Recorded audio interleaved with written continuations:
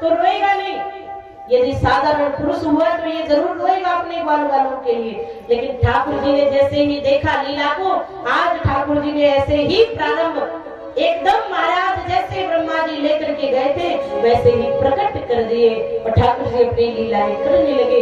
1 वर्ष हो गया, ठाकुर जी ने वापस मुड़ के भी नहीं देखा।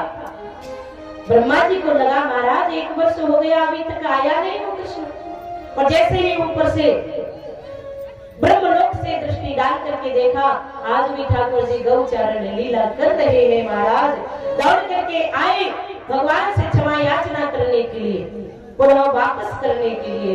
40 श्लोकों में स्तुति की, ऐसा कहते हैं भगवान ने फिर भी उनको क्षमा नहीं किया। भगवान कहते हैं जो मेरे भक्तों को, जो मेरे प्रेमियों को मुझसे दूर करता है, भले ही वो कोई भी हो, मैं उसे कभी माफ नहीं करता। जो मेरे भक्तों का अपराध करता है, इसके आगे भगवान ने एक ऐसी अद्भुत लीला की। महाराज श्री यमुना जी में कालिया नाग रहता है, भगवान ने उसको नाथा और नाथ करके कह दिया, बोले महाराज आप इस यमुना जी को छोड़ करके चले जाओ और रमणीक द्वीप में जा करके वास करो। आज वो कालिया नाग श्री यमुना महारानी को छोड़ करके चला गया, रमणीक द्वीप में वास करने लगा। बोलो भक्तवत्सल भगवान की जय हो। आज भगवान ने चीर हरण लीला की।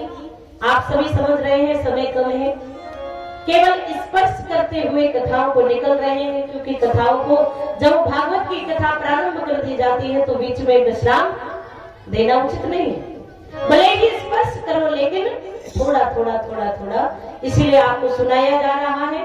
ठाकुर जी ने यहाँ पर चीर हरण लीला की, गोपियों को चीरों को छुड़ाया, क्योंकि निर्वस्त्र होकर के स्नान करती हैं। ठाकुर जी ने बताया जल में निर्वस्त्र होकर के स्नान नहीं किया जाता, क्योंकि वरुणदेव का अपमान होता है। आज इसीलिए ठाकुर जी ने गोपियों के चीरों को छुड़ाया और भगवान ने कहा आज के बाद कभी निर्वस्त्र होकर के जल में स्नान मत करना, क्योंकि वरुण देव का अपमान होता है। बोले भक्तवत्सल भगवान की। ठाकुर जी अपनी लीलाओं को आगे बढ़ाते जा रहे हैं। अब राजधानी एक्सप्रेस से भी आगे हो रही है महाराज। सभी ब्रजवासी एकत्रित होकर के छप्पन भोग बना करके महाराज इंद्रदेव की पूजा करने के लिए जा रहे हैं। तभी मेरे गोपाल आ गए, पूछ लिया, बोले बाबा ये सब कहाँ जा रहे हैं? बोले इंद्रदेव की पूजा करने के लिए जा रहे हैं। बोले आज से कोई इंद्रदेव की पूजा नहीं करेगा। बोले क्यों? बोले आज से श्री गिरिराज जी की पूजा होगी। महाराज ब्रजवासियों ने कहा लाला हम तो इंद्र की पूजा करते चले आ रहे। बोले कुछ भी हो, आज से श्री गिरिराज जी का पूजन होगा। ब्रजवासियों ने कहा लाला देख, अगर ये इंद्रदेव नाराज हो गए तो हमारी रक्षा कौन करेगा? ठाकुर जी ने कहा उसकी चिंता मत करो, जो पहले कह रहा हूं उसको करो। आज सभी ब्रजवासी एकत्रित होकर के सुंदर सुंदर बैलगाड़ियों पर भोग को लाद करके चलने लगे और सभी बड़े आनंद के साथ चलते जा रहे हैं। और जैसे ही गिरिराज जी में पहुंचे महाराज,